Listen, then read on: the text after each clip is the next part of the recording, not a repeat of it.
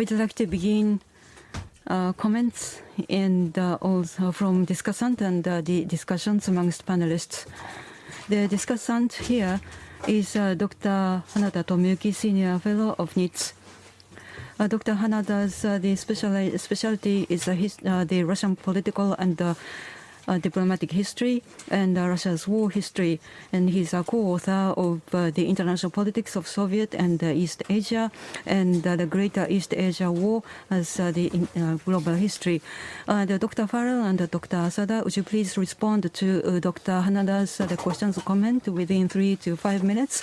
And if you have any comments, additional comments to your own the presentation and questions to other speaker, yes, that would be also the welcome. Thank you very much. My name is Hanada. Thank you very much indeed. I appreciate this the opportunity. Because of the time constraint, I rushed through my comments. This the theme was the Pacific War and the international order. Dr. Brian Farrell and Dr. Asami Harada gave us a very substantial and significant perspective on the Anglo-Japanese War and Japan-Soviet War. Japanese leading studies often these two wars as the bilateral relations. For example, when it comes to Japan-UK war, Anthony Best wrote the British Empire of the Japanese Alliance, which was translated into Japanese by Dr. Takeda. This gives us a very comprehensive the history of Japan-UK relations, and also the Operation Info is often discussed in Japan in order to sever the Chiang Kai-shek route. And the very famous analysis of the Japan organization of Japanese military, essence of the failure, often they focus this operation as well.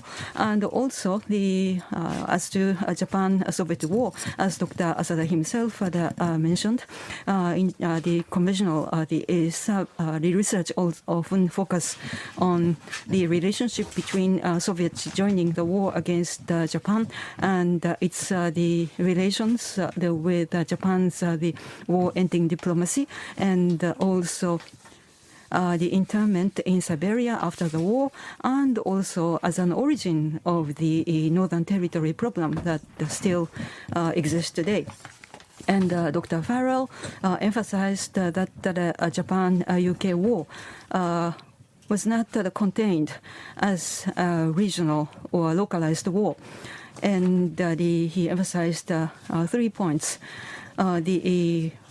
Japan's the onslaught on Southeast Asia caused the chain reaction with the ongoing war in Europe, and also it also had a major impact on the British Empire-centered international order in Asia and the Pacific, and also even though he mentioned in a very summarized way it also had a major impact on the strategic relations that the UK built with other countries, and that led to the global ramifications. And Dr. Asada, they focused on the battle in South Sakhalin and Kuril Islands.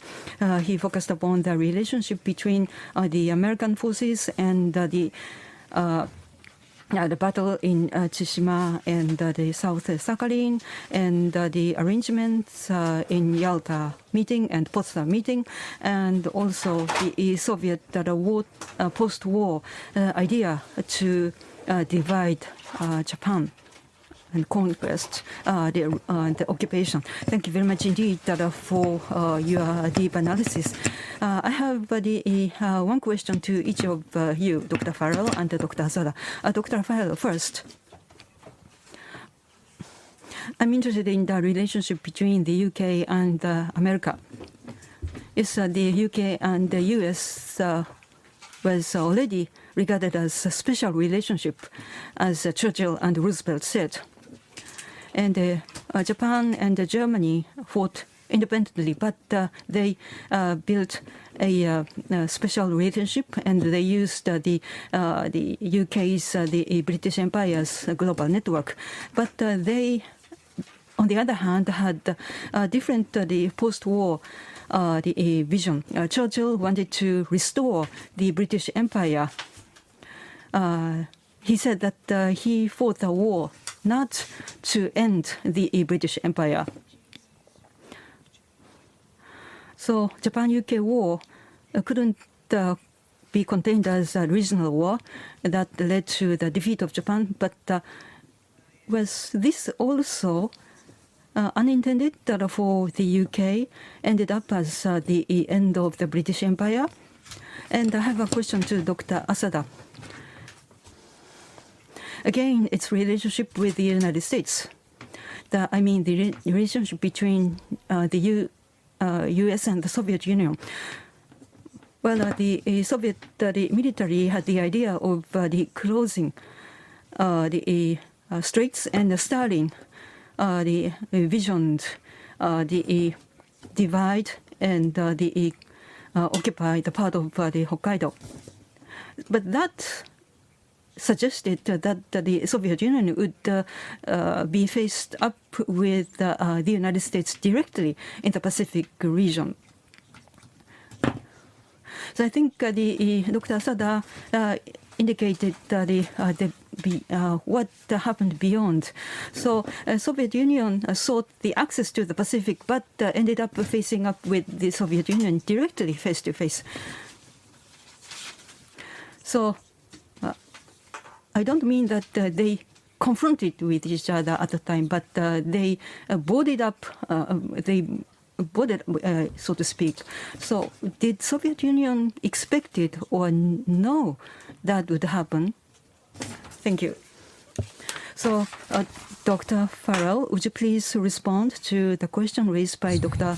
Hanada? Certainly, thank you. Thank you very much, Dr. Hanada, for your very pertinent question. There's no doubt whatsoever that the collapse of the British Empire as a result of the Second World War, especially in Asia, was not an intended consequence on the part of Winston Churchill. He did, however, say that in 1940, when Britain was fighting for its life, he would, if necessary, mortgage the future in order to make sure that Britain could survive this war against Nazi Germany. Knowingly, consciously, that is exactly what he did.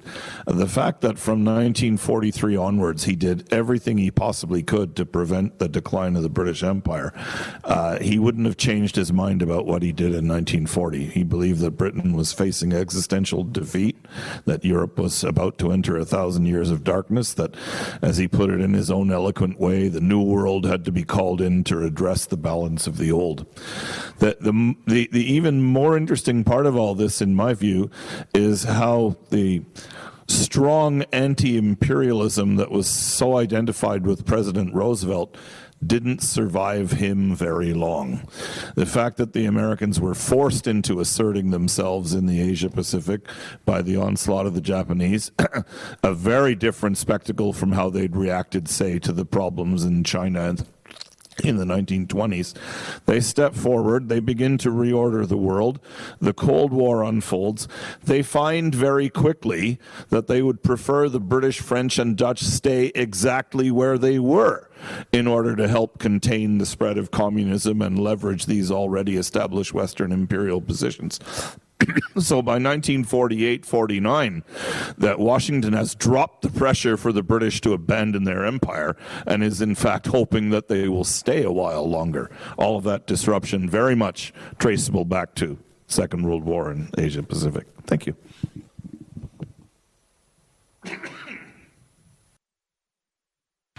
Dr. Farrell, thank you very much. Dr. Asada, please. Thank you for the question. At this point of time, the Soviet was not foreseeing the confrontation against the United States in regard to Kamchatka peninsulas and so on. And of course, Tsushima and the Soya Strait are quite important. These three straits, how important it is well known by the self-defense troops in this room, keenly, so to speak.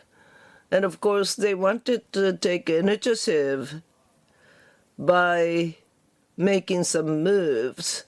And of course, 1945 to 1946, they were talking about allying each other. So the Cold War appeared sometimes later, I would say. Thank you for the response. Sorry about this. With time limitation, we would like to conclude the discussion for this session. Thank you, panelists. This concludes session 2.